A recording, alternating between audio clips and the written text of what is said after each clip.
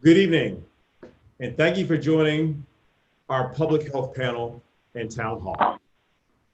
2020 has been an unprecedented year for all of us. The COVID-19 pandemic has impacted everyone in our community, and it's not going away anytime soon. Little did I know after just being sworn in as your mayor that 2 months later, I would be calling for a state of emergency.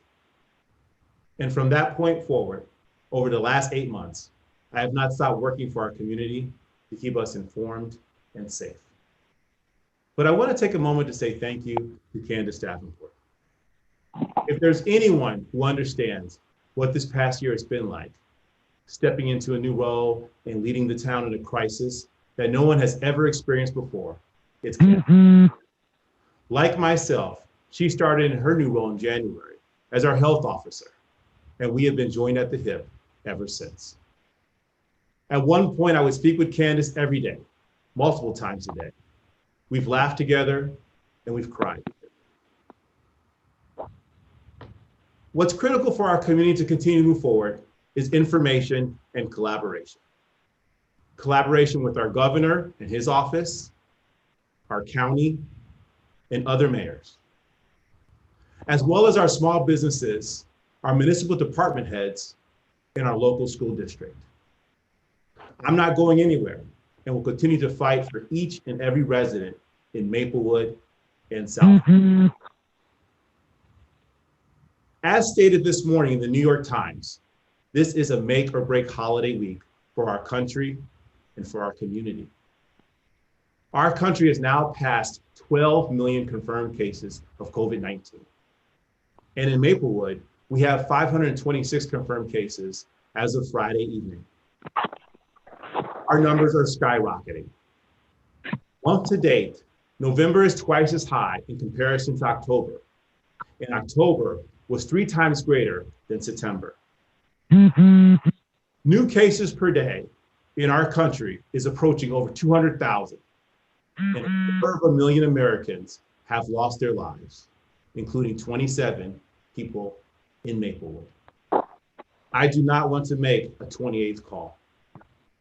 Tonight, you're going to hear from the experts, our public health division, public health officers, and physicians, who will be able to provide you and the community with the important information you need to protect your families and yourselves in the weeks and months to come. I would now like to introduce my colleague and my friend, Village President Sheena Collum of South Orange. Thank you so much, Mayor McGeehee. And as I mentioned to you earlier, I am really digging the mustache. That is an incredible look. I'm a fan. South Orange and Maplewood, thank you so much for joining us here tonight. As Mayor McGeehee had referenced, it's been a tough couple months, especially October and November. We are hitting record numbers. In South Orange, we are now confirmed up to 261 cases.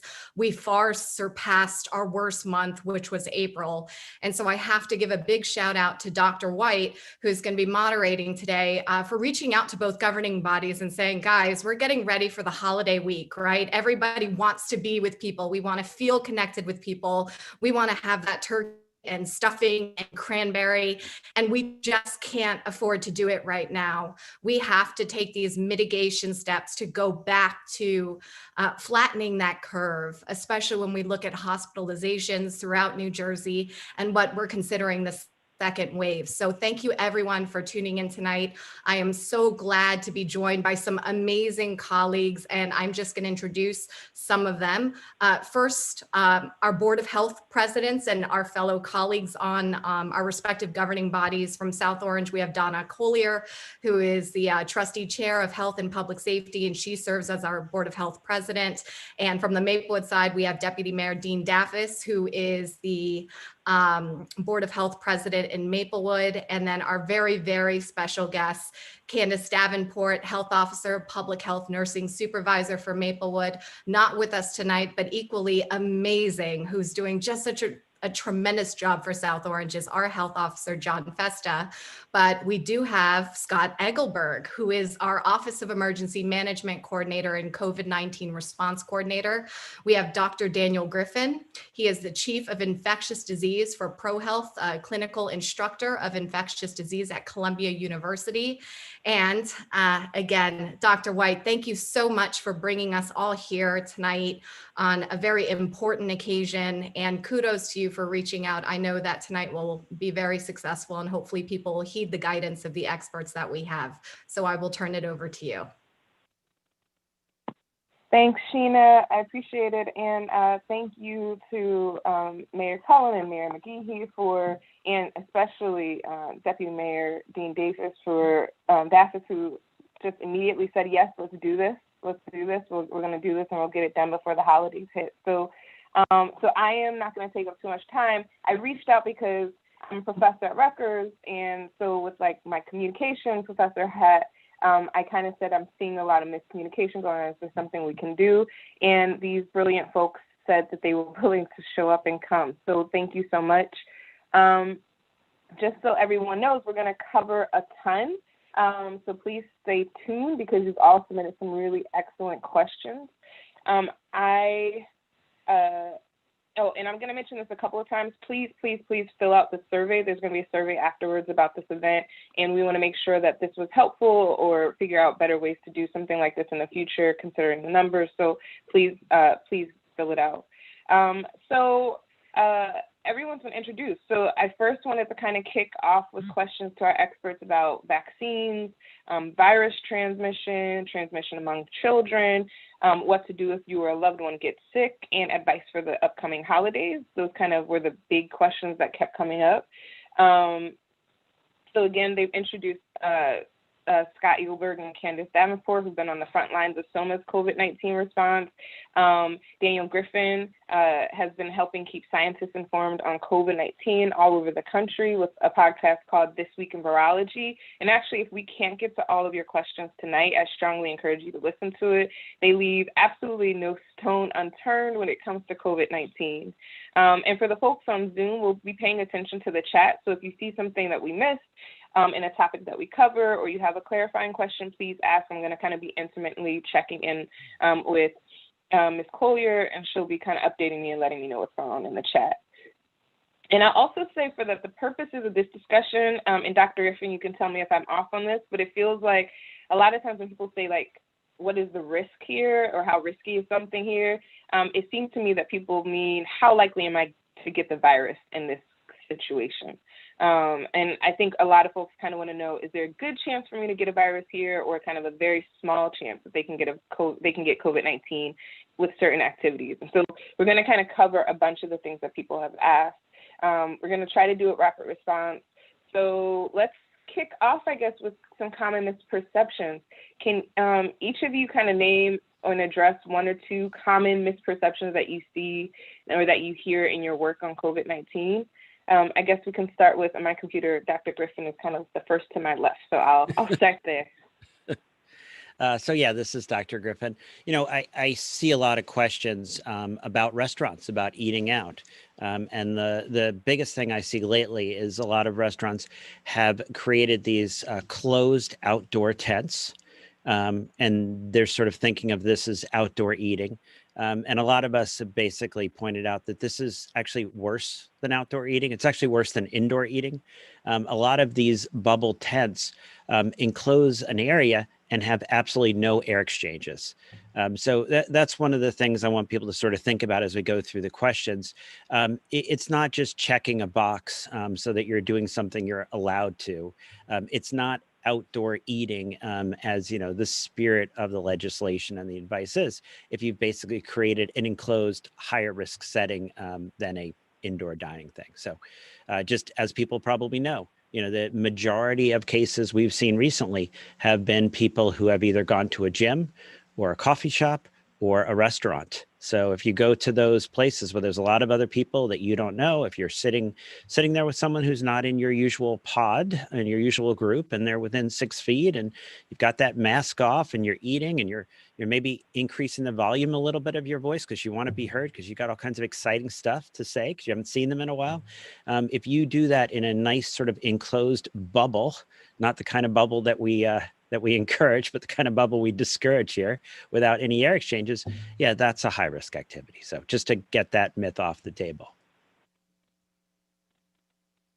That's great. Thank you. Ms. Davenport, you're next on my screen. Sure. Hi, everyone. One of the misconceptions that we hear as we're doing case investigations and contact tracing at the health department is, well, I got a negative test and I was told to quarantine, but I got a negative test, so I'm out of quarantine, right? And the answer is no. If you've been exposed, we ask that you stay in a 14-day quarantine, even if you tested negative, because that test is only a test in that moment in time. So today you might be negative, but tomorrow you might develop enough viral load to cause you to be positive and get sick. So everyone who's been asked to quarantine has to quarantine for 14 days. And those who've been positive and are symptomatic or even not symptomatic have to remain in a 10-day isolation. So that's one of those things I wanted to clarify today. Thank you. Mr. Eilberg? Yes, hello, everyone. One of the biggest misconceptions we've been hearing a lot is, someone saying, well, I'm too young to get COVID, or just because I'm young does not mean it's going to affect me. And this disease, we've learned, affects everyone of every age. We've had cases as high as people in their 90s to as low as 1 and 2-year-olds. Never assume that you're too young or that it's not going to affect you, because we haven't yet realized, how dangerous this disease can be depending on your age. And also your age, well, really your age doesn't even matter of how dangerous it can be. It affects everyone differently, depending on if you have pre-existing conditions and just the strength of the virus. So don't always assume that you're too young to get it, or just because you're in your 20s or 30s, it's not going to affect you. It's fine if I get it, because that isn't true. Okay, great. Those are all great. So I'm going to dive right in for the first part, which is, how does virus transmission work? And we're going to also cover vaccines in this section. So some people wanted to know the risk of certain behaviors. So maybe if you all can touch on this, I'm going to kind of throw a few out. Christine in Maplewood asked how risky is a trip to a museum or a grocery store if everybody's wearing a mask. Dr. Griffin already kind of covered how risky it is to be in a restaurant. But someone asked if there was, Garcia asked if there's a risk different for cold versus hot food. So I guess we can start with those two, and then I'll keep going with kind of riskiness. I don't know if should we stay in the same order? Candace, Scott, Yeah. I'll go first. Okay. Sure. Mutiny if you want to at any point. So, I think as Dr. White brought up, this is a gradation. This is a question of what's low risk, what's high risk. There's nothing that I'm going to tell you is 100% safe, right? It's a question of, you're going to make choices. What are safer choices? What are less safe? What are riskier choices? So, let's take the first scenario that was brought up. You go to the grocery store. You go to a museum. You're wearing a mask. You're careful not to touch your face. You wash your hands when you leave. These are things that are low risk activities. We consider high risk activities when you're, and I'll define what I mean by that, when you're within 15 feet of someone who's coughing, sneezing, talking, singing for, we'll say 15 minutes or more. And that's when you get into it's about a 50-50 chance that you're going to get infected. So that's high risk versus the other end of the spectrum. There's no magical bell that goes off at 15 minutes. It's a graded exposure. A 5-minute exposure, you could say that carries about a third of the risk of a 15.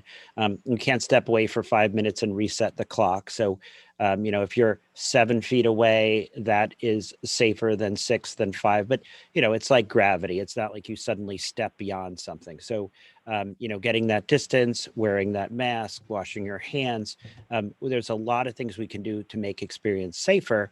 And you can see at the other end of that spectrum is you sit down, in an indoor enclosed area, less than 6 feet from someone, you've got a mask off because you're having something to eat or drink. There isn't a lot of air circulation.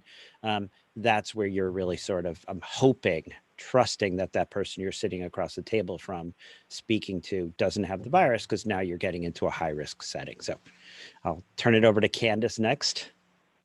Yeah, well, and I wanted to piggyback just to ask, because you touched on something that comes up we have later, which is like this 15-minute rule that people kind of abide by. Like, I think there's a lot of people who are like, if I walk into a room, right, I go to someone's house, but I'm only there for 5 minutes and they all have COVID, like, I'm not going to catch it, right? And so I was wondering, I don't know if Ms. Davenport, if you can speak to that, or Dr. Griffin, but I felt like that was something that has come up a lot.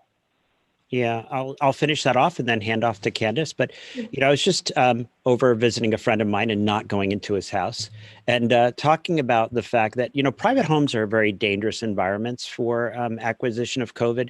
A normal residency does not have much in the way of air exchanges. Particularly if you go like up to the bedrooms, right? The windows are shut. You go to a larger building, you go to a hospital, you go to a dentist's office, there's certain regulations about the amount of air exchanges to keep that clean. So if you walk into the home and let's say, and if someone in that house has COVID, they probably all do, they're sitting in there, there's not a lot of fresh air exchanges.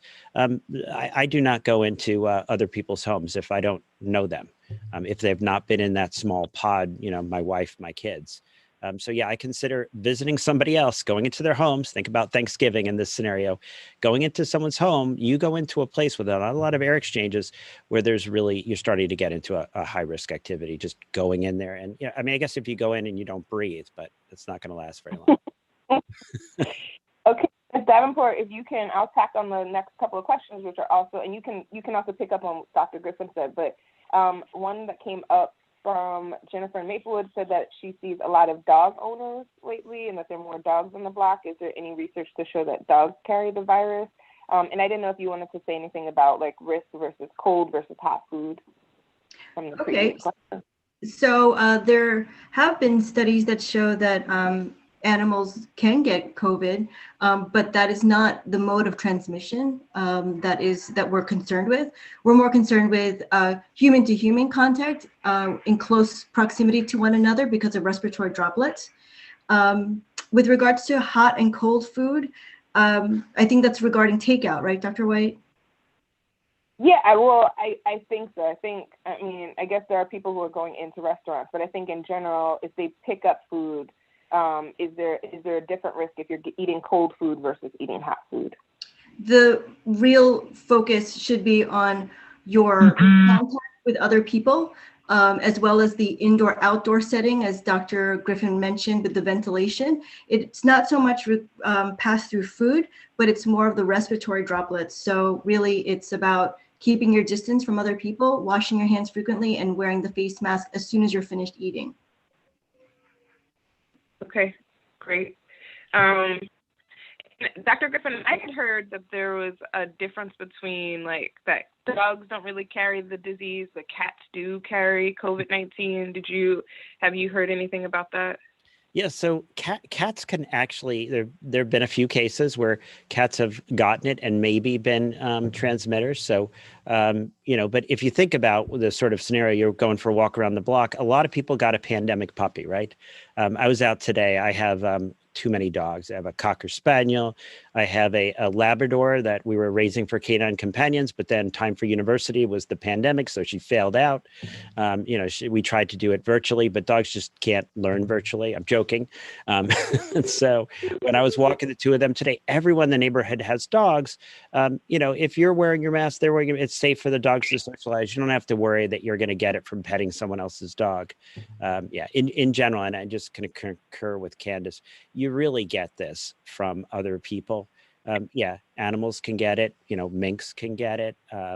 We worry about that for sort of their sake and the fact that maybe you get so much viral replication there, it can bounce back. in the reservoir, et cetera. But yeah, you basically, it's the other people to worry about, which is usually the case. And Mr. Eagleberg, thank you, Dr. Griffin. What do we know about? I guess there's a lot of people who want to know about like transmission for folks who are outdoors and masked. So one person, Melissa B, asked, what do we know about transmission with socially distanced gatherings that are held, but people are not wearing masks? So I guess they're thinking if we're 10 feet apart outside, but we're not wearing masks, what do we know about transmission there? I have to say I've seen some of those gatherings and people are outside, but they're not 10 feet apart.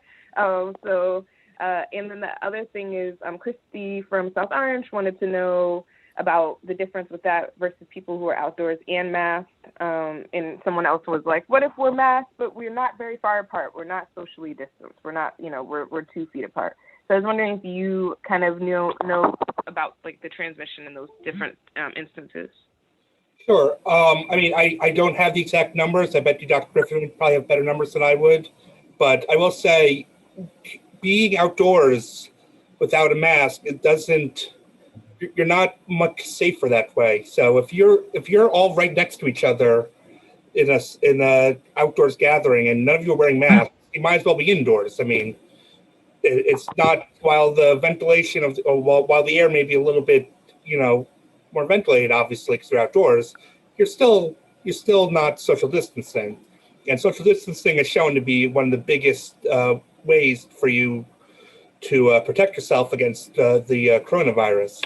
So I would always tell everybody, listen, social distance, wear a mask, no matter where you are, especially, if you're going to be close to people, because I mean, it's defeating the whole purpose of the mask. If you're going to go out, you're going to have a gathering, indoors or outdoors, where you're going to be near people that aren't in your immediate bubble, your immediate family, your pod, however you want to put it. And it's irresponsible to really go out without a mask. Okay, thank you. I would just tack on to that, Dr. White. I love that Scott said that what we advise to people, with our mask mandates and all this, is just carry it with you. Have it on your person wherever you go. Just like with your keys, your cell phone, just have a mask with you. And as you go out into a public setting, like you're going to go to the grocery store or walk in the village or go to a park where there's going to be more people, put it on. So as you get closer to more people, even if you're just walking on the street and there's another family and you can't cross the street, put the mask on. And then when you're done, you can take it off as long as there's no one around you.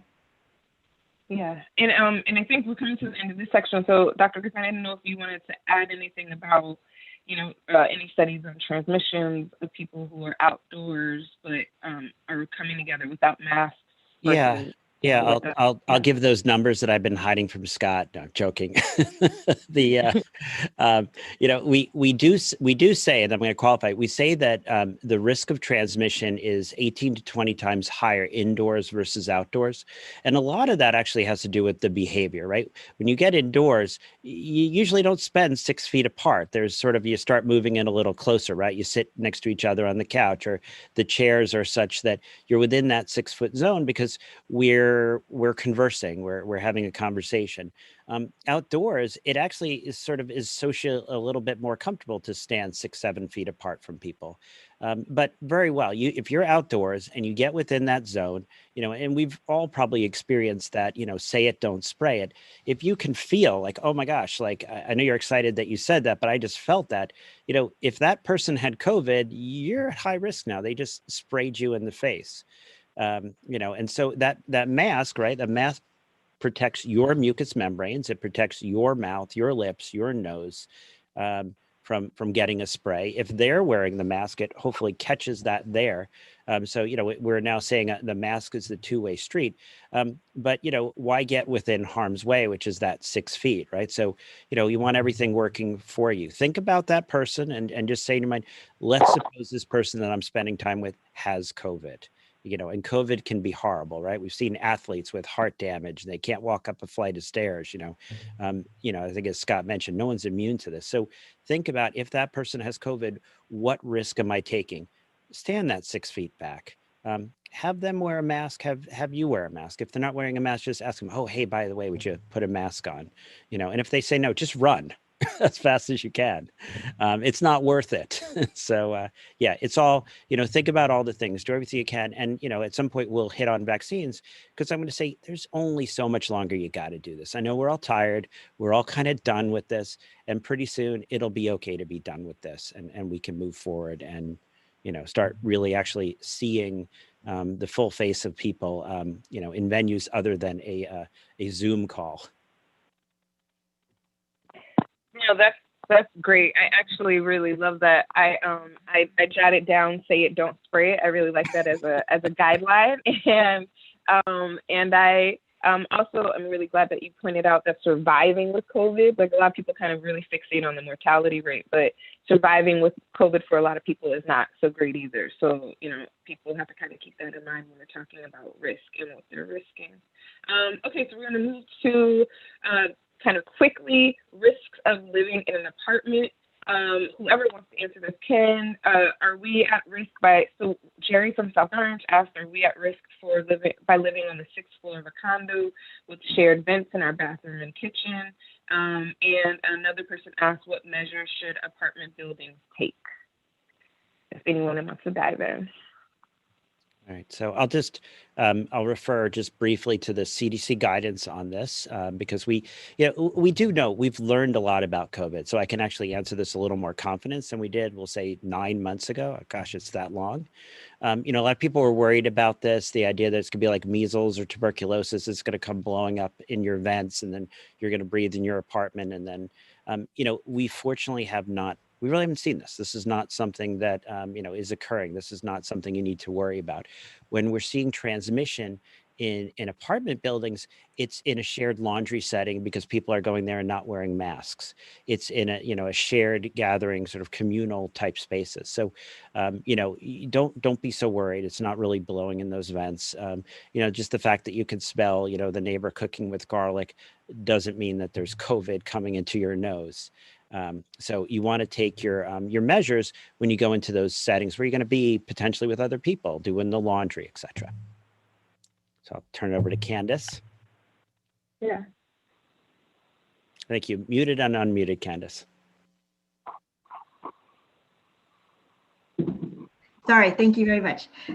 So when we do our case investigations, what we see is, there is always a risk because you've now household contacts can spread within a household. So when you're in a congregate setting, like in living in the same household with other people, like college students, or living in the same apartment, like a duplex, it's really like the shared multi-touch surfaces that are the point of contact. So, definitely if you're using this, a shared laundromat or a shared lounge area, you should put on a mask if you're going to be around other people.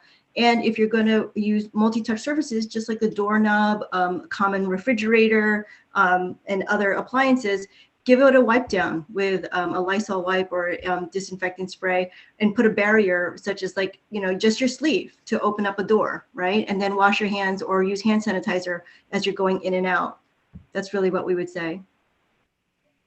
Okay, no, that's great. And I guess that also applies to like elevators and things like that. And Mr. Eaglebear, I didn't know if you wanted to jump in or if you were good. Yeah. You guys can always give me a thumbs up if you want me to the next person. I mean, I will piggyback on it to say, as someone that does live in an apartment, as Kenneth said, everyone should be wearing a mask. It's not an apartment building.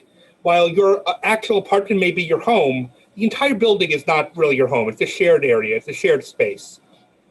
So if you're going out, even to go down and grab the mail, put a mask on. Because I know, me personally, I cringe, and I will, I won't do it very dramatically, but I will try to avoid people not wearing a mask because it's an unnecessary risk. So what I would say to anyone is make sure you're wearing a mask if you're going anywhere in your apartment building, and also make sure your superintendents are doing the proper cleaning methods as said by the CDC. Okay, great. Thank you all. Now, I'm going to just take a moment to point out, some of you have probably already discovered that if you're in the Zoom, other elected officials who are on this call will actually be there answering some of the questions in the chat. So if you're just kind of listening to this on YouTube or on Facebook, you might want to jump on the Zoom if you have questions, because there are other things being answered. But Ms. Collier, Donna, I don't know if you have anything that that came up in those two sections before we go to transmission and immunity and vaccines. Sure. I think a good one here is regarding mask hygiene. So what if our mask touches another surface? Can I keep it in my car? You know, I keep mine on my dash. I sort of feel like the UV rays are zapping it somehow. I don't know if that's good or bad. You know, how often do I need to change my mask? Can I wear the same one all day? Can we talk about that just a little bit? Sure.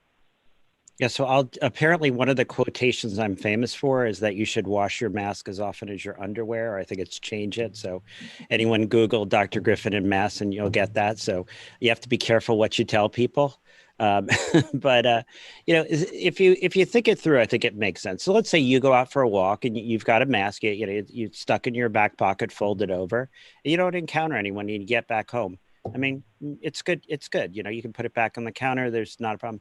But now think about it. You know, let's say I go and I run into Scott, you know, and we're now best buddies because we met on this Zoom call, and he's all excited to chat, and I'm wearing my mask, and Scott's talking away, and he's getting a little closer than I like. Now, my mask is actually in this setting, I think, protecting me should Scott have the virus. And now that mask is potentially contaminated. So you know, now I think about it, the external surface of that mask may have been hit with particles from Scott's excited conversant style. Maybe he breaks into song, we don't know. And so you can then think about it in a situation like that. You know, it's probably time for me to toss that mask or to put it aside and get it washed before I put that back on, because, you know, it's going to be difficult for me to take it off in a proper way, avoid touching the exterior surface. So maybe you're going to be ending up, you know, using or wearing more masks than you wear underwear that day, because when you're in a situation like that, you really don't want to risk just, you know, sliding that down, sliding it back up, things like that. So think about how you're using your mask, you know, and you're not going to take a mask home and then, you know, use it the next day. This isn't something, you know, like a jacket. Think of it something more like underwear, like socks. It's something that is going to be, you know, you want to change them when they get dirty. You know, you go out and, you know, in your socks and you step in a puddle or something, they get wet. Sort of same thing I'm kind of saying here. You change your socks. So, you know, you could sort of use your judgment here. There isn't sort of one answer fits all circumstances. The recommendation is, you know, making this change. The other I will comment, you know, you've got it in the car and you've got glass blocks a lot of the UV that we would like to kill the virus. So you almost need to roll down the window and hold it out the window. So I'll move on. I'll move on to Candace now. No. I think the way that I'm realizing, because I'm looking at how many questions we're trying to get through, I think the best way to do this might be, I'll go to each of you to answer a question, and then if someone wants to add to that question, they can kind of jump in. Like, you can kind of dive in if a question is incomplete. If that, or if, you know, if somebody just is like, oh, I want to add this or add a study. Is that okay with everybody? Just to move through. So the next question, I guess I'll bring to Candace. These are going to be popular questions about transmission and immunity. And so somebody asked about kids. I'm going to try to get to kids as soon as possible. That's the kind of next big topic. Peter said, from Maplewood, said 2 recent studies found that people who wear masks are not better protected virus than those who don't. So I guess we have a person who doesn't kind of believe in masks. So maybe you can address that, Ms. Davenport. Sure. Actually, thank you, Peter, for that question, because you made me do my own research, and I wanted to look up these research studies that showed that, and what we found is that masks are probably the easiest thing to do. Again, COVID is spread through respiratory droplets, and if we can put a barrier there to protect one another, it's just a simple mask, right? We've only gone through COVID since March, so we don't have a lot of time to have studied everything, but we do know that masks work to act as a barrier. We do know that those communities that wear masks have less infection, and that there is cause for seeing that there's less severity in the disease actually to people who wear masks. So it actually is not only protecting others, but it also has a way of protecting you from getting a more severe form of the disease. So it definitely is one of the things that we would say, but also mask wearing is in conjunction with staying 6 feet apart and social distancing and limiting your gatherings and the size of your gatherings. So we can't stress it enough. Masks are probably the easiest thing for us to do at this time while we're dealing with COVID. Okay, great. And Mr. Eagleberg, I'm going to give you 2 quick ones. One is, do I need a test? I have no symptoms. I live alone and I'm retired. That's from Maryland. And another one is, are you recommending the wearing of disposable gloves when food shopping or any other activities? Well, as for the test, I mean, do you need a test? No, but you're always welcome to get a test. Everyone's allowed to get tested whenever they want. Some people do it because they feel more comfortable. Some do it because of jobs. Some do it because they have symptoms.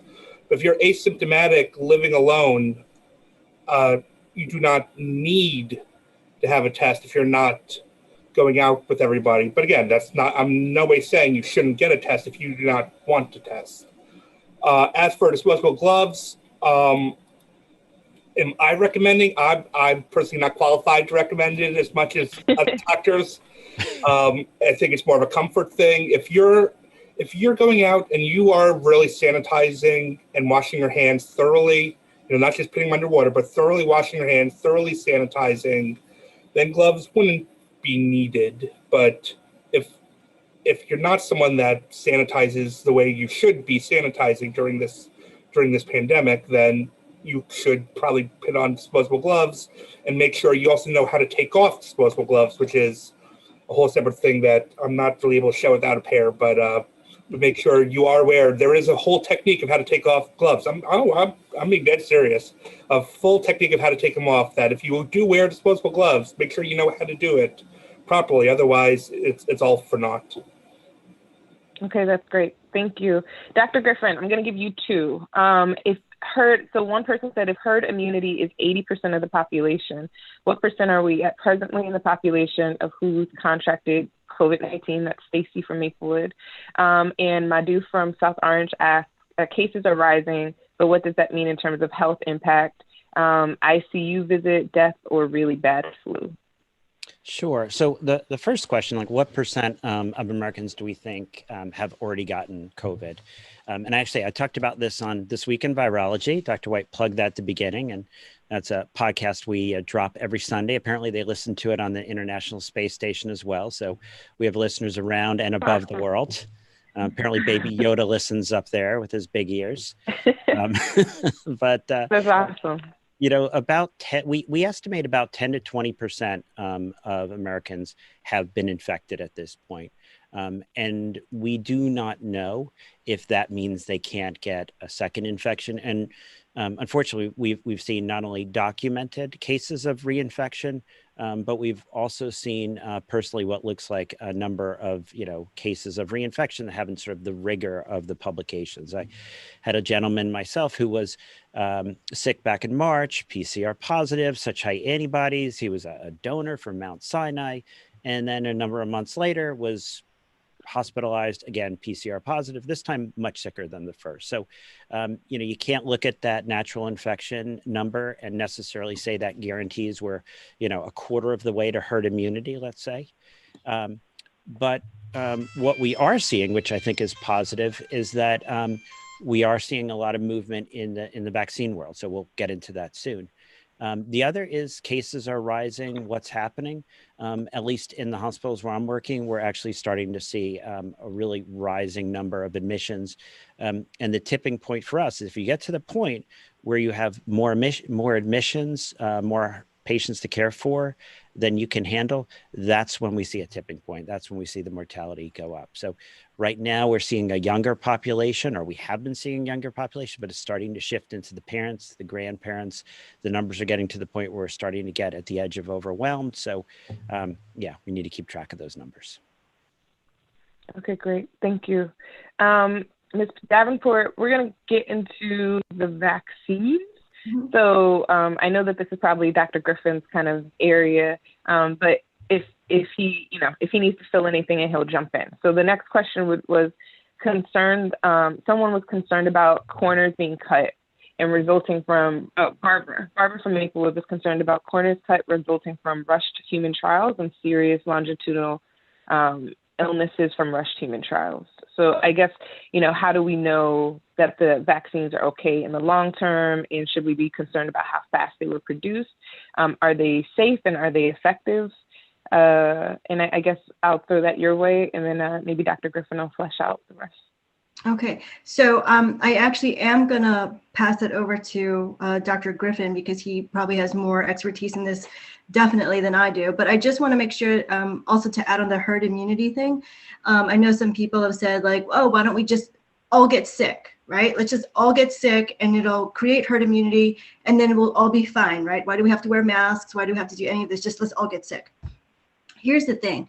Is that in the United States, if we let herd immunity run rampant, the probability is that we would have 1 to 2 million unnecessary deaths due to COVID-19 if we just let it ride.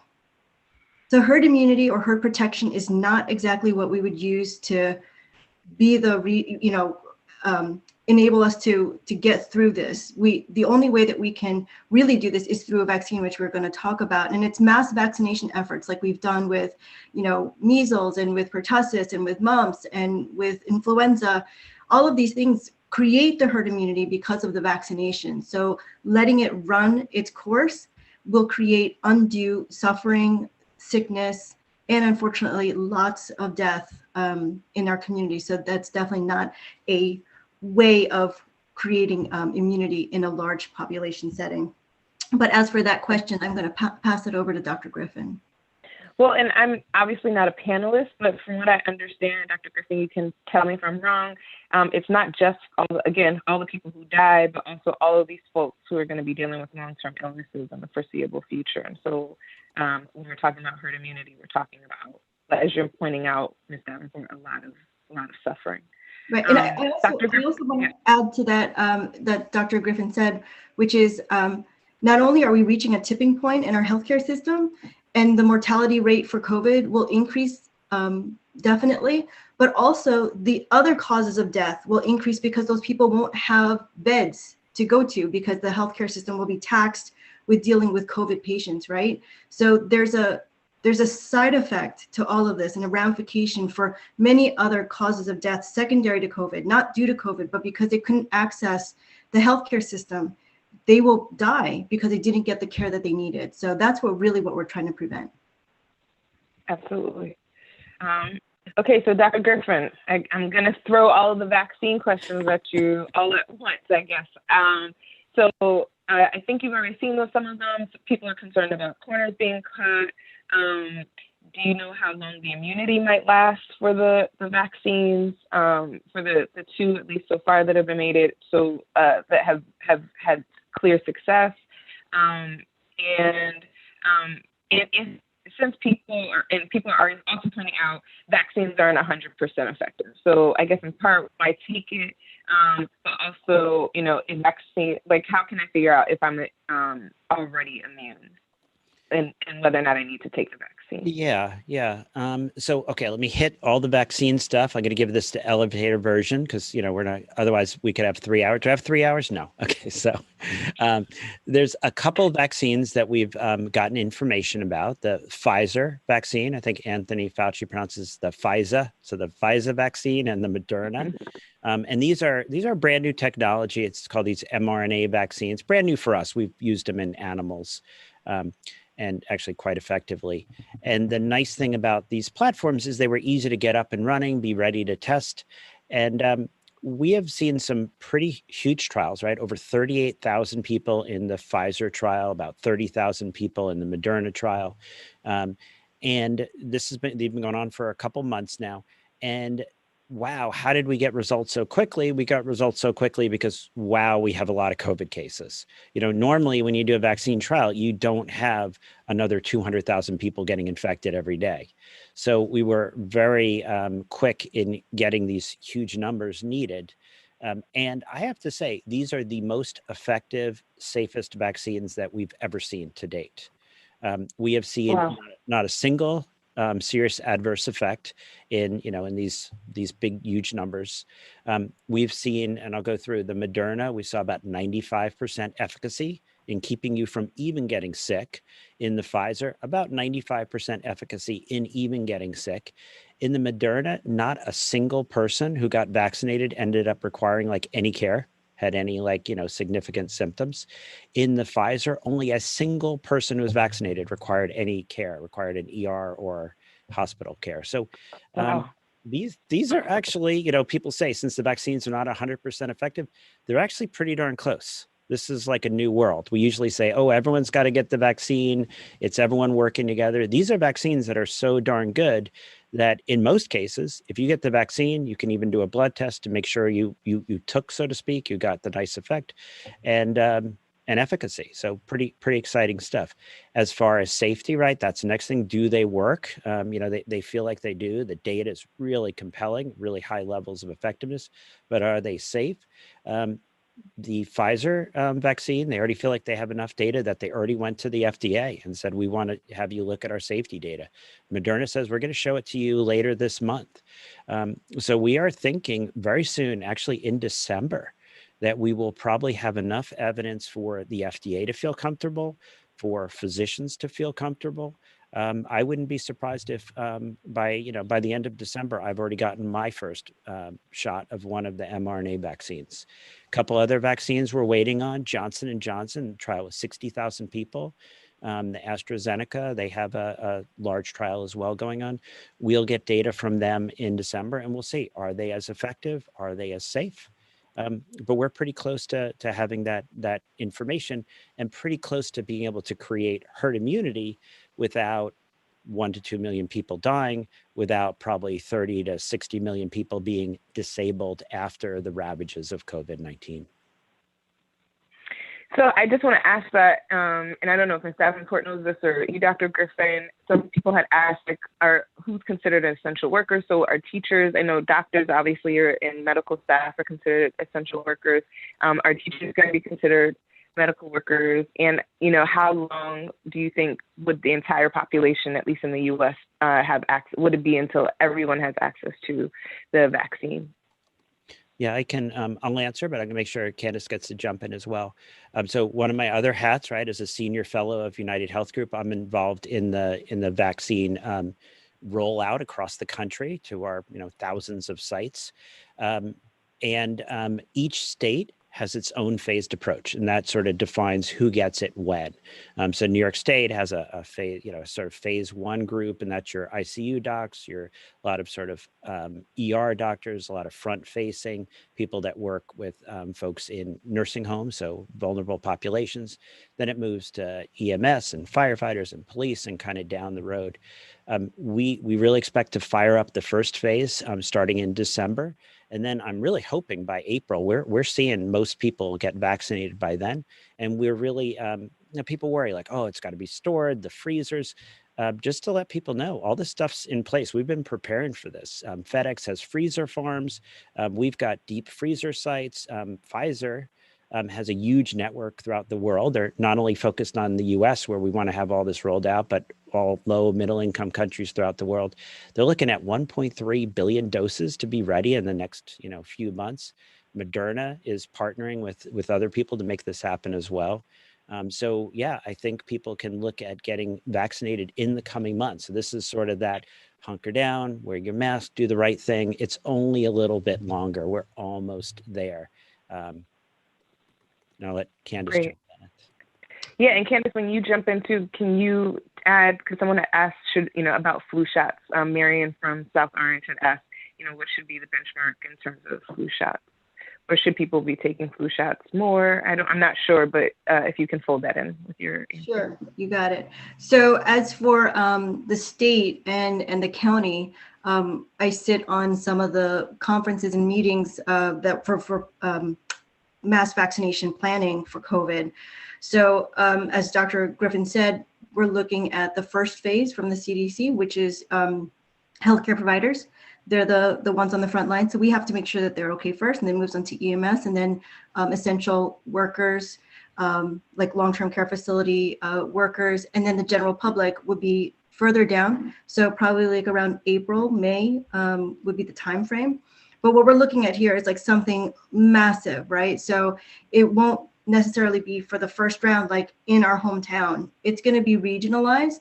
So we're looking at 3 to 5 different large scale locations in at least Essex County for doing this. And we would all use our resources and put them into these, sections so that we can get as many people.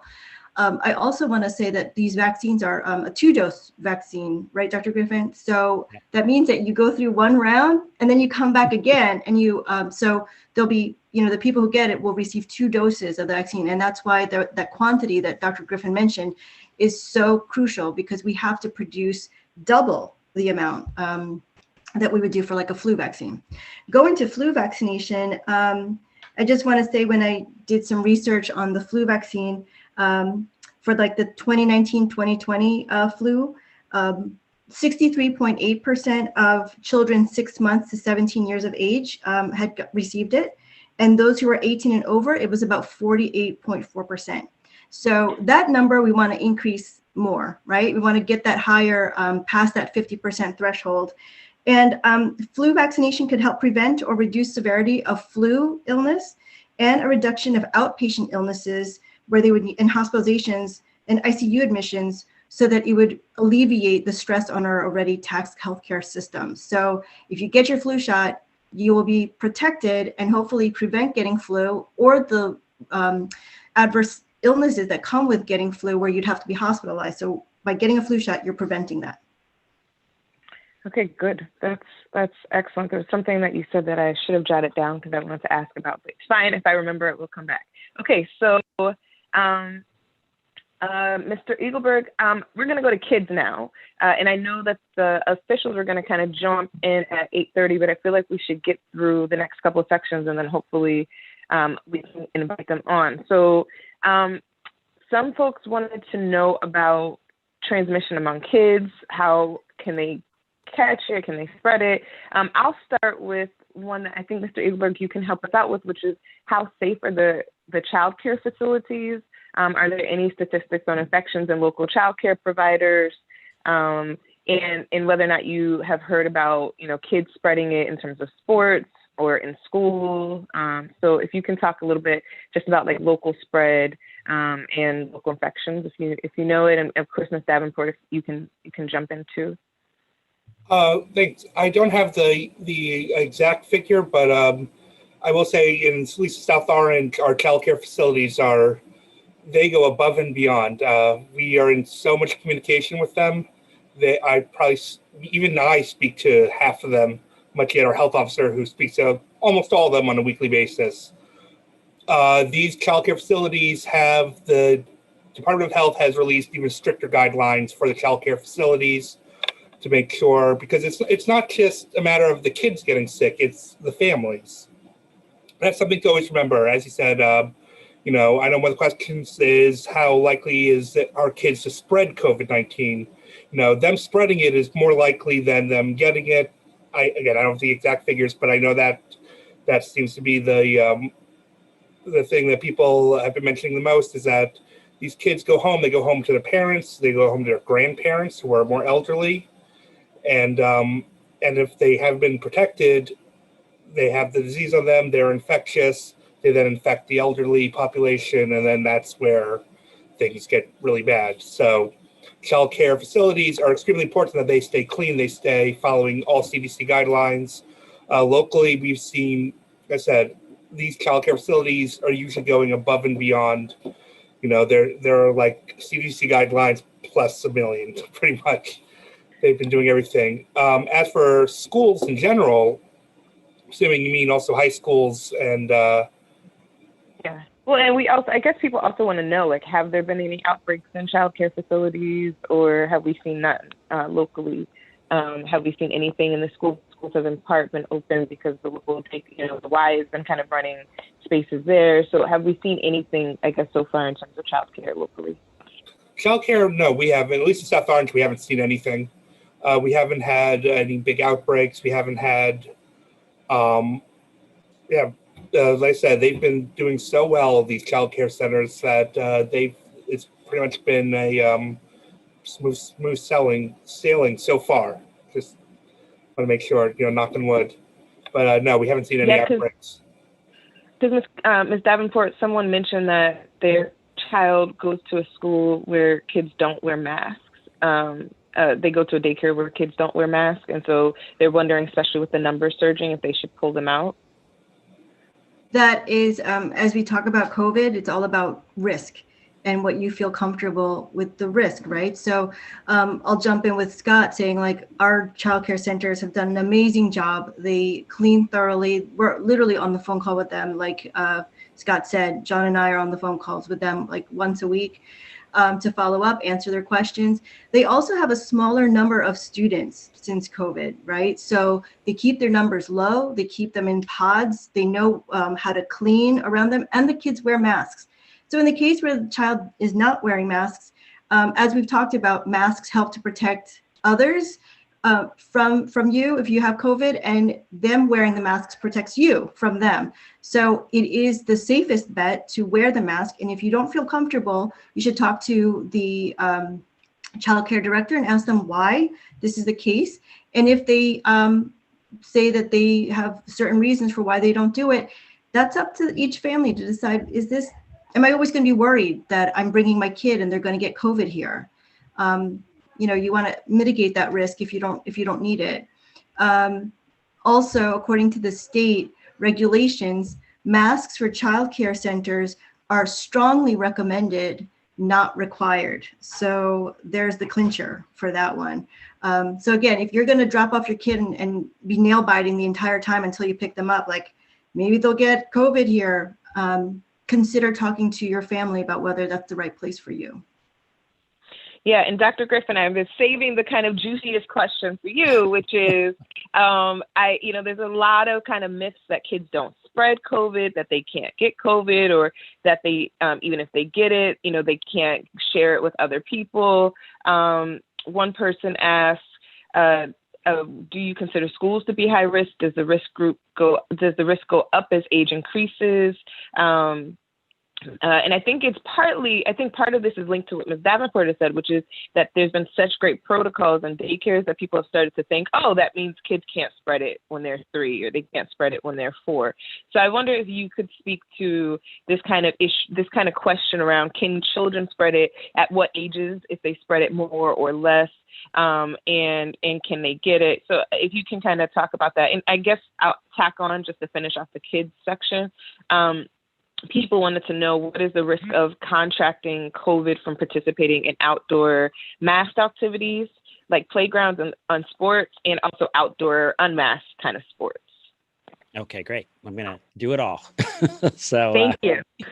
I was re-listening to my first appearance on This Week in Virology at the beginning of the pandemic, March 4th. And at that point, I made the comment, I said, listen, so far it looks like children are, less likely to have bad outcomes. We have never had a child under the age of 9 die. And, it only took a couple of weeks before someone finally said, so did a 9-year-old die?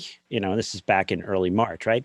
So we've had children of every single age die of COVID now. So, it's kind of a question of, what is the level of risk? There's no one who is at zero risk. So children can get this, children can spread it. A lot of studies showing that children have the same viral levels in the upper airways as an adult might have. And if you've ever seen a child, yeah, they can spread. I mean, we talk about hygiene. I don't know if anyone has children, but yeah, when they have a runny nose, oh my gosh. I have 3 of the little things. They've gotten older, and the hygiene has gotten better, at least in the girls. The 15-year-old boy, we still have discussions. One of the interesting things also early on that created a myth was we shut all the schools. And you know what? When the schools were shut, none of the kids got COVID. So kids can't get COVID. I'm like, well, yeah, really? So now that the kids are out and around and interacting, the big thing I'll say is they don't seem to be getting it in the schools. the school may actually be the safest place for the kids. You send them to a school, you have all these wonderful bits of guidance in place, you're spacing them apart, you're having them wear a mask, you're actually able to give them information and education about how to stay safe. I would say when you shut down a school, that's 6 more hours of the children not wearing masks, not distancing, right? Now they're getting together with their friends, they're spreading it. And as we're seeing, the schools, when we went into this, we're a little concerned.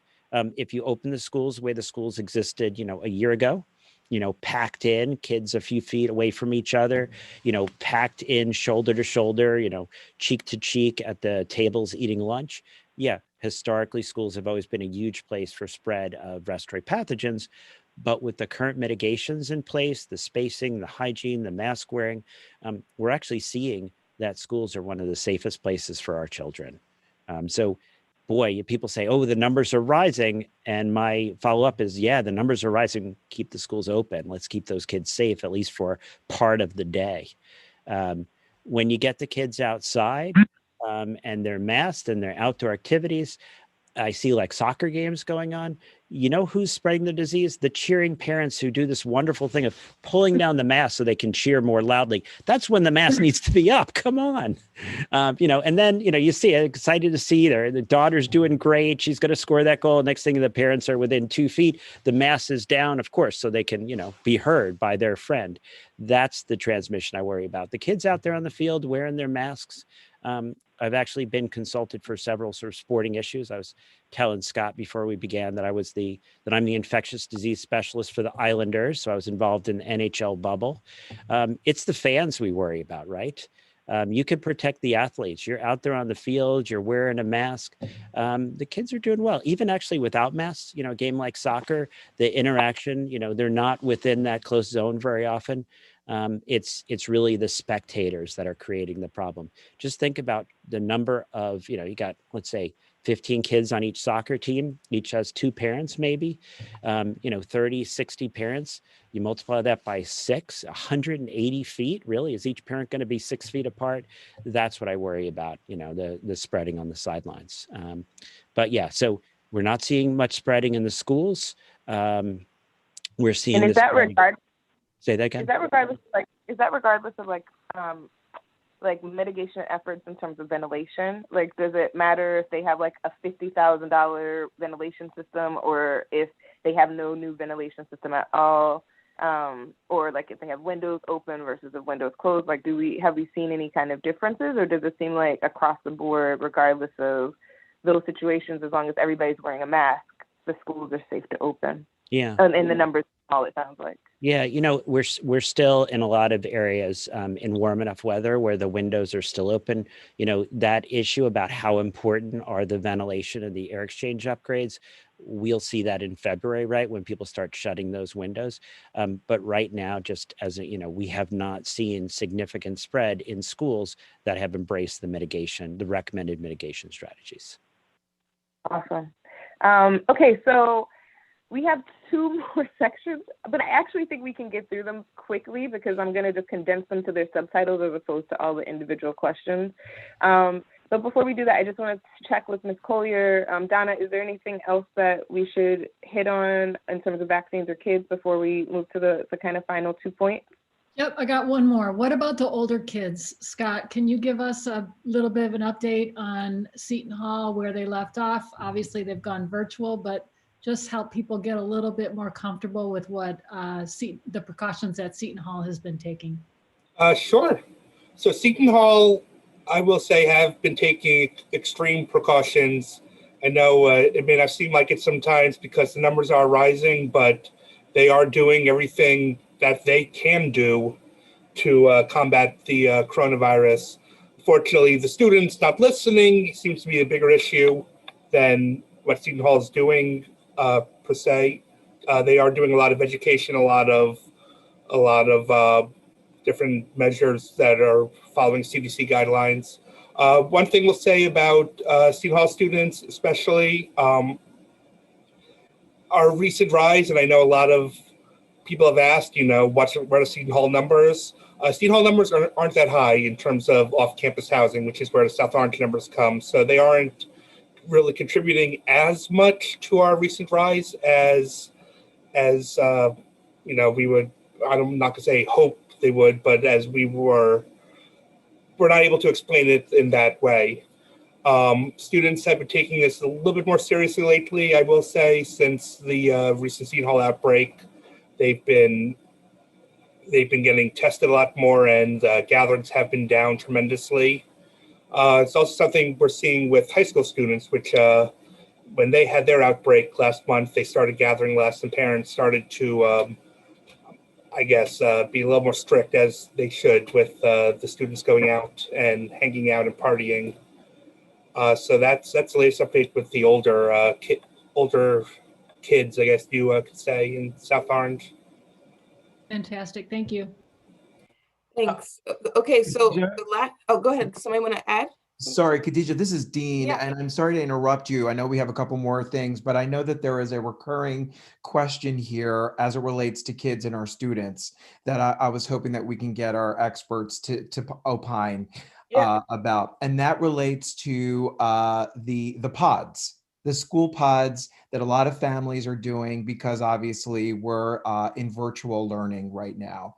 What are the dangers there, and how can families safeguard their kids and the other kids joining their kids in these pods? Thank you.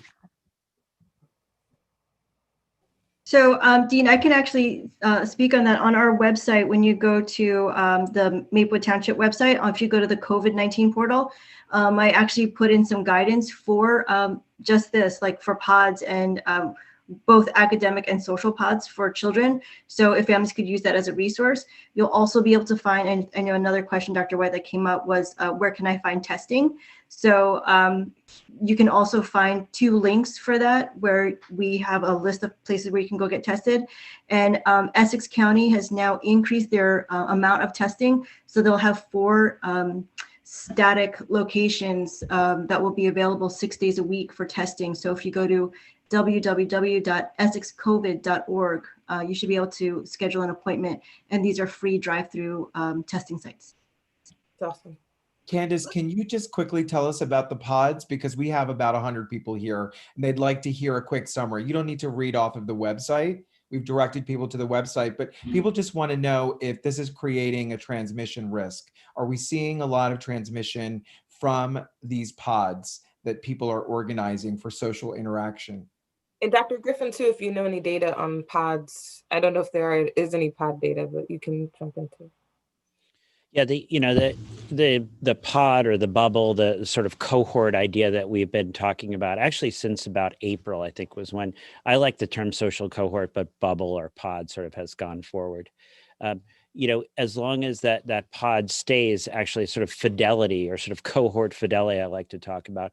But when your bubble touches someone else's bubble and their bubble touches someone else's, that's really when we get into issues. So, if there's a certain group and there's really an agreement that these are the kids, this is the group that's going to be together, it's one thing. But when that bubble starts touching someone else's bubble, it's like the shampoo commercial, right? Suddenly 1, 2, 8, it's just really goes up. And the other thing, I guess I'll say at the same time when I talk about pods in schools, is people want to know about the other side. Well, see, you told us all about the kids. You said this is so safe. You've got the kids there. They're not trans. But what about the teachers? You're asking them to put themselves in harm's way. And I've consulted for a lot of schools, for free.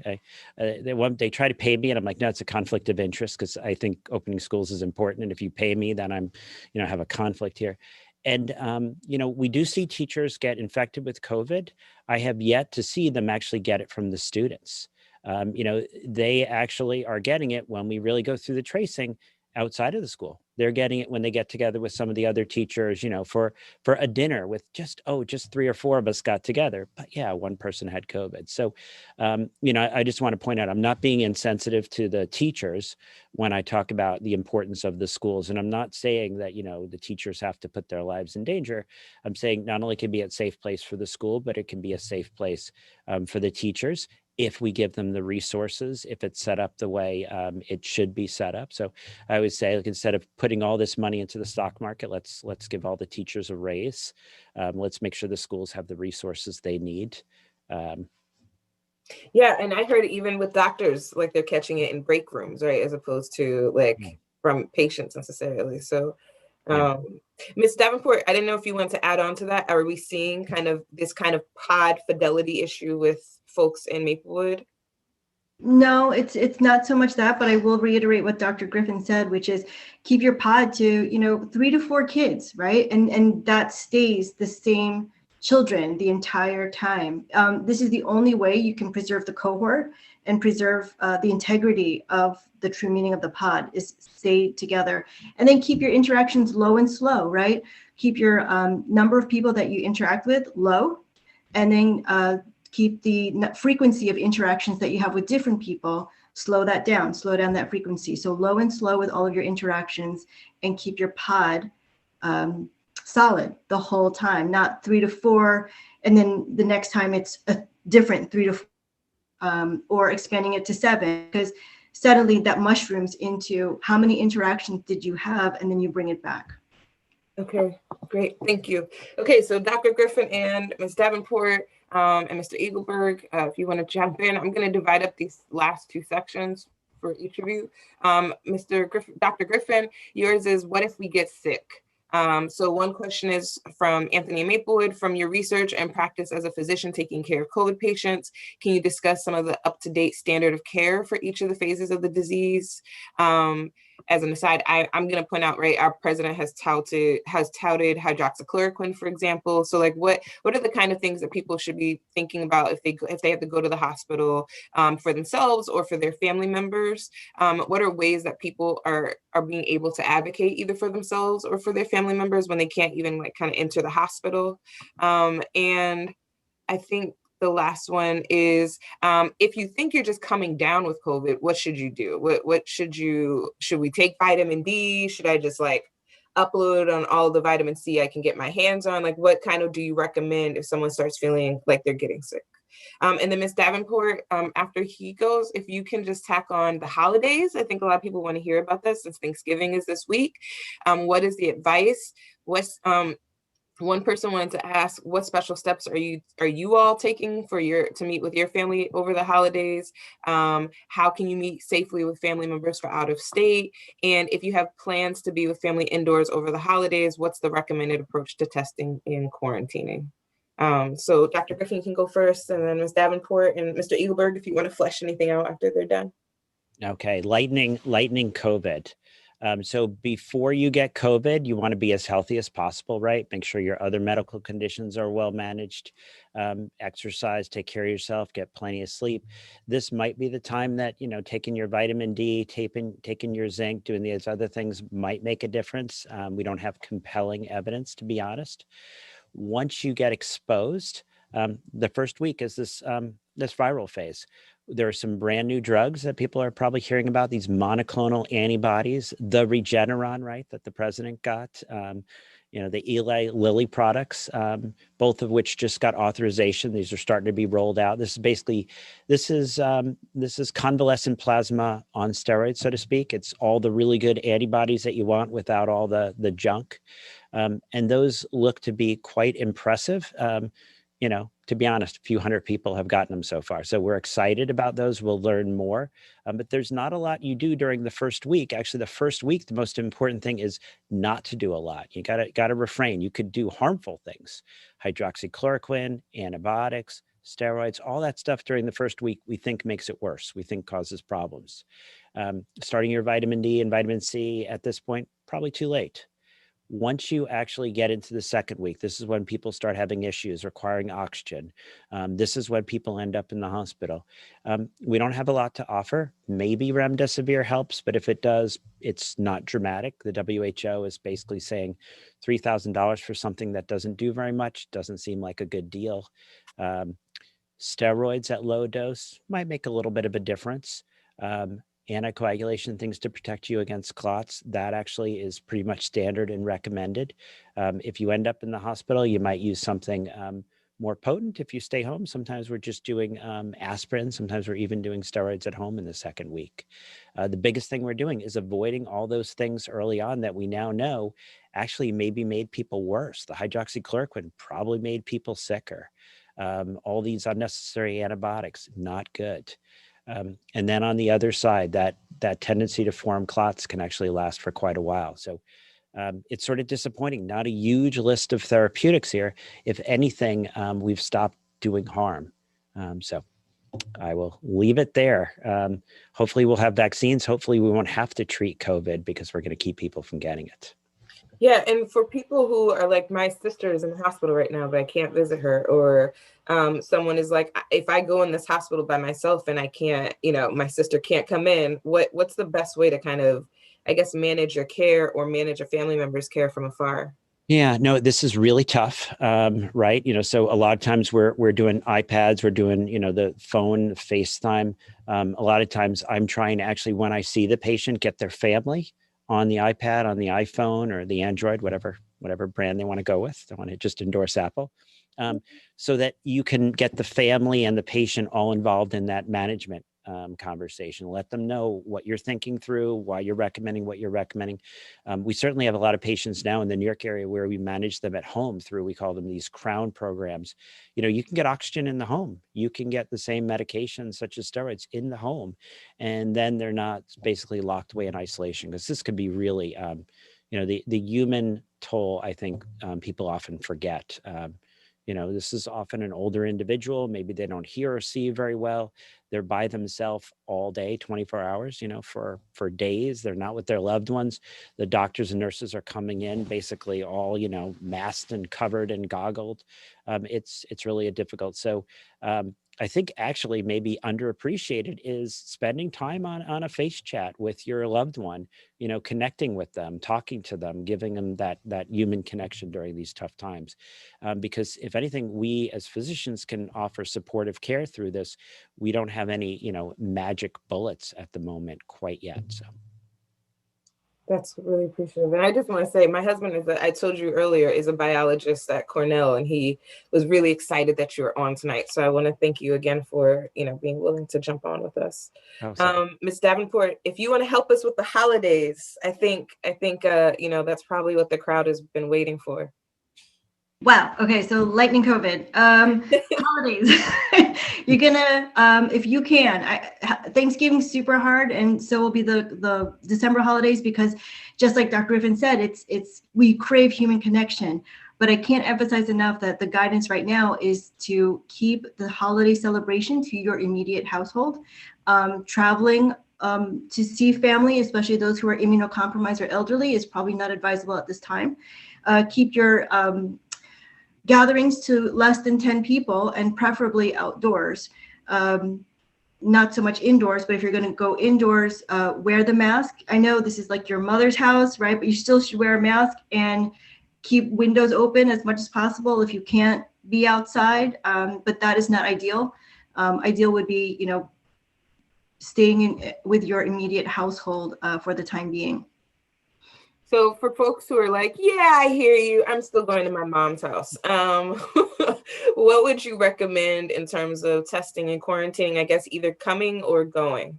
Right. So what we have seen in our case investigations, unfortunately, is families will come together. They won't wear masks indoors.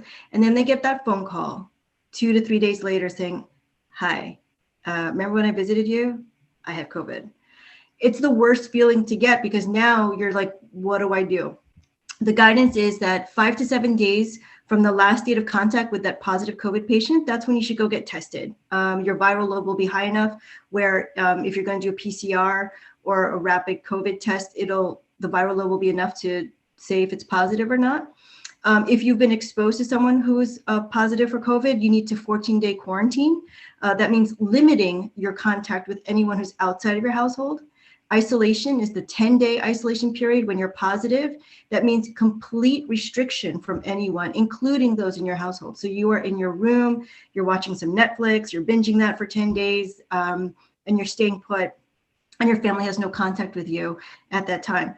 For those on the CDC, they recommend that if you really want to see your family, do a 14-day quarantine, which means limiting your contacts with people outside your household for 14 days prior to seeing family. So if you must see that is the most conservative thing to do, is to limit your contact with everyone else so that you can see your family.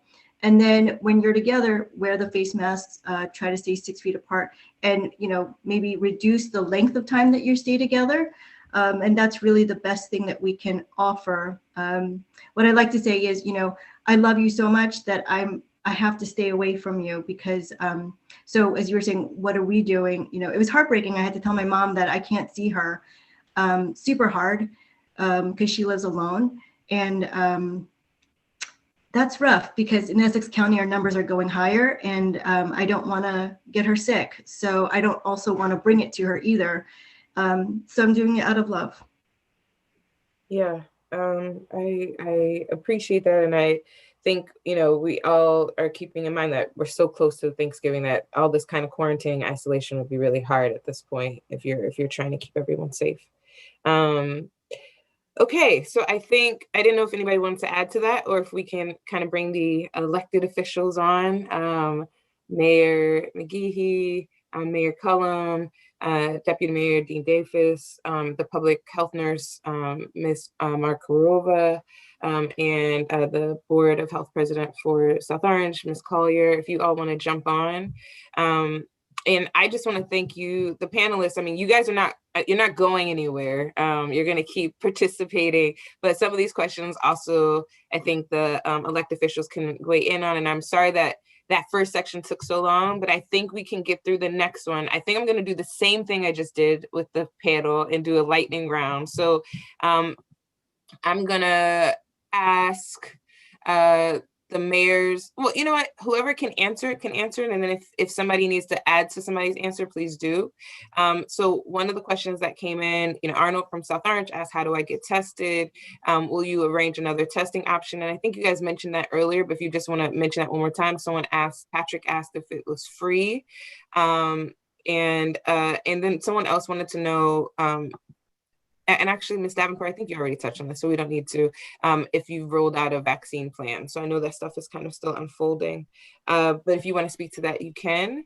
One of the big questions that came up next, if you guys are all keeping track, is what is driving the local rates of COVID?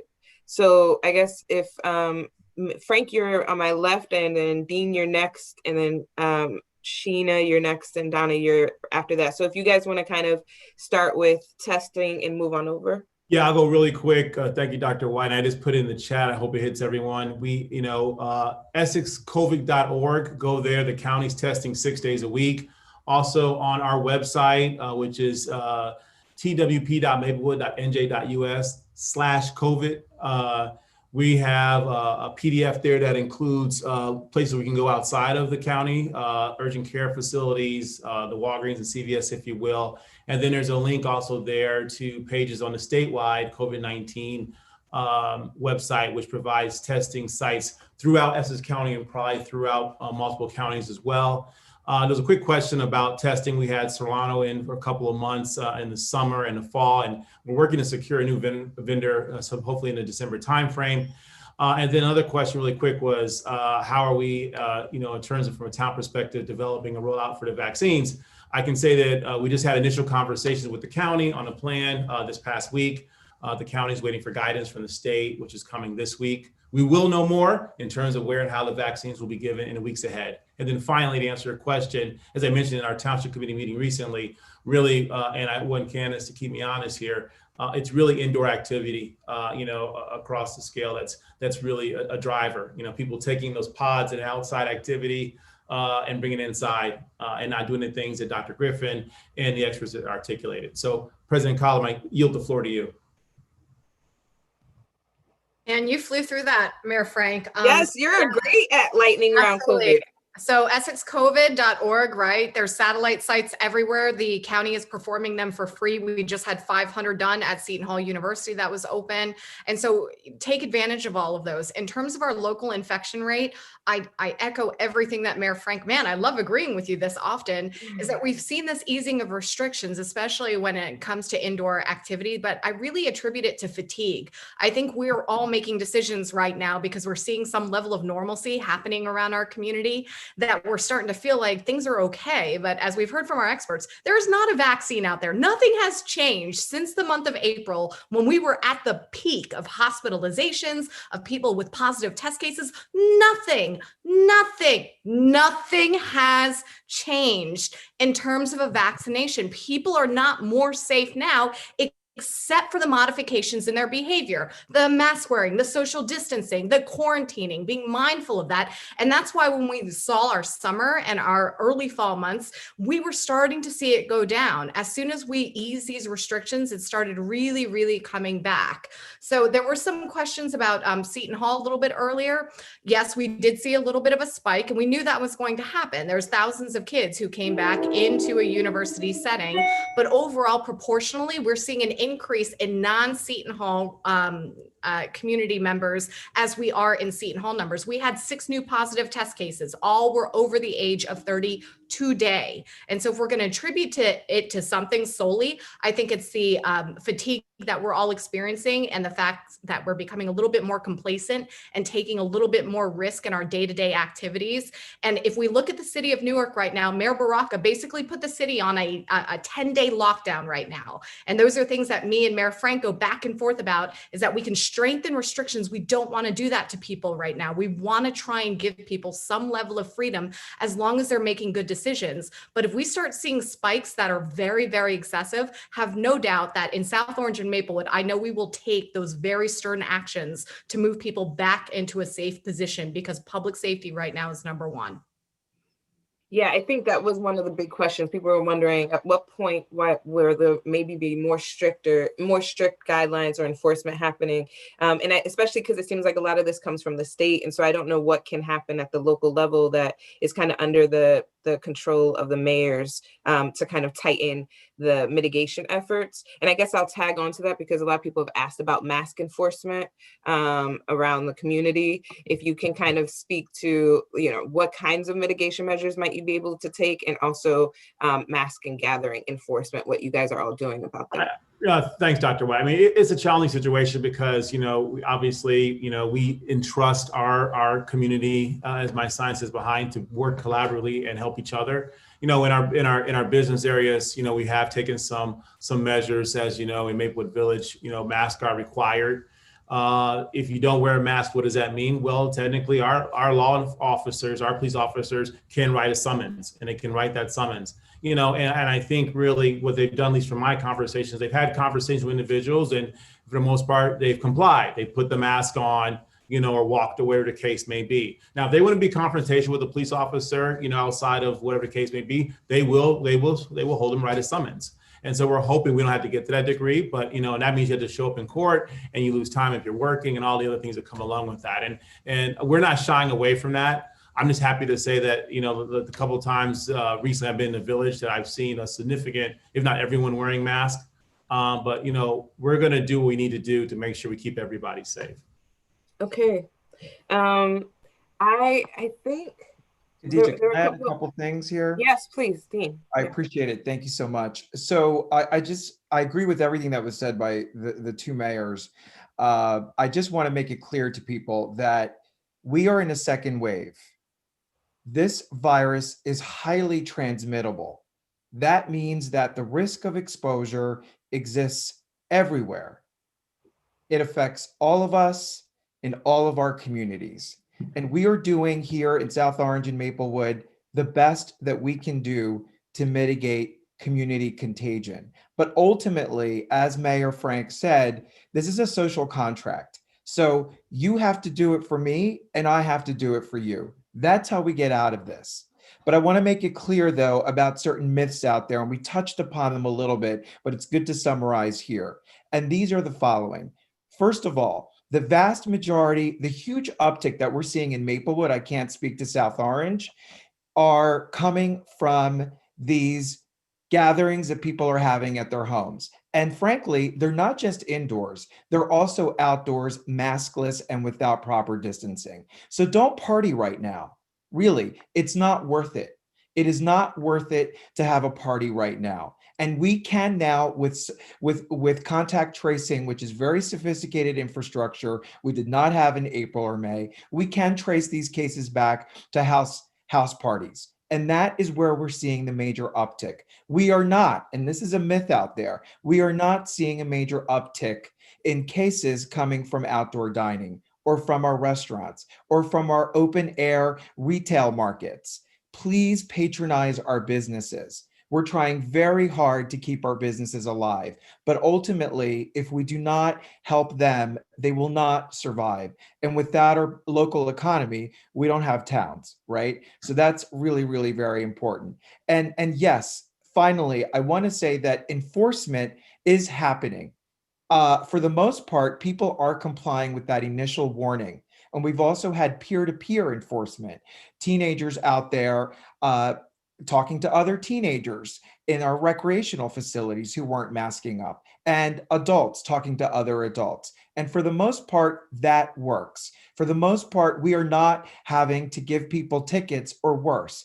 But the police are charged, and they will write a ticket. And they will, if you resist and you become confrontational, you can be and will be charged with criminally disorderly conduct. We don't want that. That's not right. That's not going to lead us to getting out of this situation. But people need to know that we are serious about it. And for the most part, we're really proud of our community because they really have made sacrifices, and we are all pulling through this together. That's brilliant. Thank you. I'm going to say, of course, that I hope the cops are also carrying masks that they can hand out, but that's my own little bid there.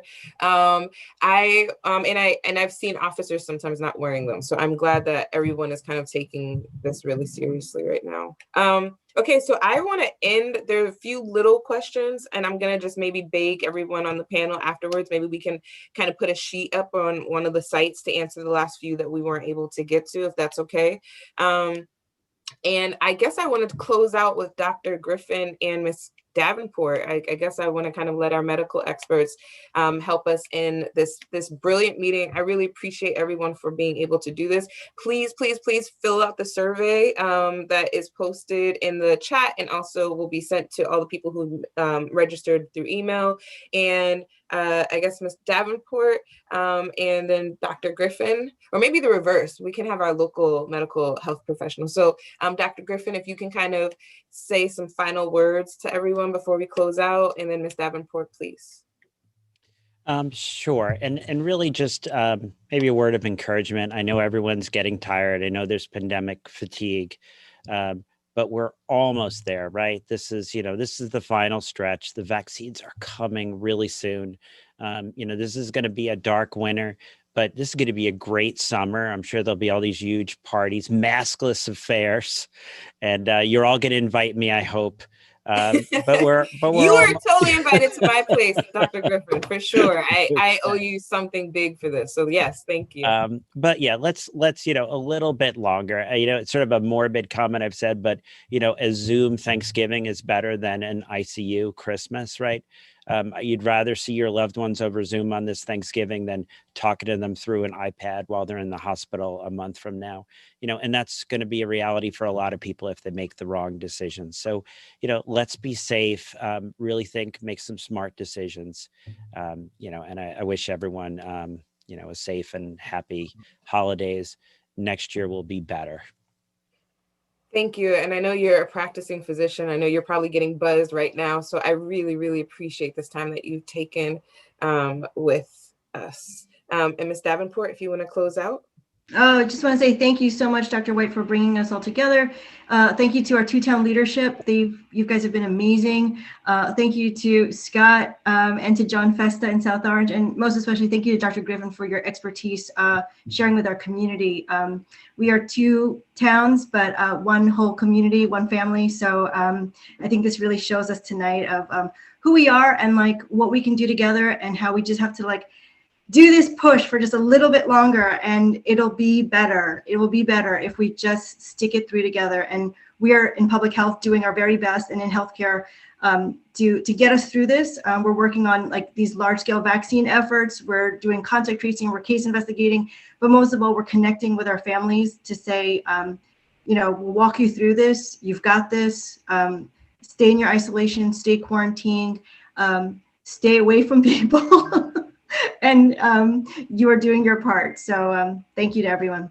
Yeah, and Dr. Griffin, I think on Twiv this week, you pointed out that like 90% of people from last year said that they're still doing Thanksgiving and traveling for Thanksgiving this year compared to last year. So, part of the reason we decided to do this and we rushed to do it this week was because we were really hoping that we could change some folks who are still planning on going out and still planning on meeting with family and say, actually, please make a different decision. Please think about, Rachel Maddow was really beautiful this week. She said, think about not yourself getting sick, but about the person most dear to you. Think about that person getting incredibly sick. Think about that person who you can't live without getting really sick and dying. And help that let you guide your decisions. So thank you all for this night. Thank you all for this time. Dr. And Wright? yes. I'm sorry. There was just one more plug that I know is the same Yes. for both South Orange and Maplewood and all of our governing bodies, is that the amazing thing that we did see as a result of a really awful thing with the pandemic is that to our community members, you all have been amazingly generous and kind. We saw it from, the 3D printer squad, making face masks for essential employees, from the Soma sewing volunteers to the people who are volunteering, even with Soma Justice with the food pantries, is that it has really brought out an incredible amount of people who are caring for each other. So while we're the panelists and we're always thanking our health experts on what they're doing, is that we see you, we see each of you on the ground and the way that you're contributing in large or small ways financially, by checking in on our seniors, by running errands, is that you are what's making South Orange and Maplewood the beautiful and resilient communities. And we just want to thank you so much for the work that you're doing and to keep it up. Absolutely. Thank you. Wonderful way to end. Everyone, good night. Glenn, keep this on just for a little bit for me so that I can grab some stuff from the chat. Okay. Bye, everybody. Thanks, everyone. Good night. Take care. Khadija, I have a save chat option, so I'll just save it as a file and email it to you if you want. Yes, please. I would love to have everything from the chat. Yeah, that'd be great. Okay. Let me just make sure I have the file. That was so good. Thank you all.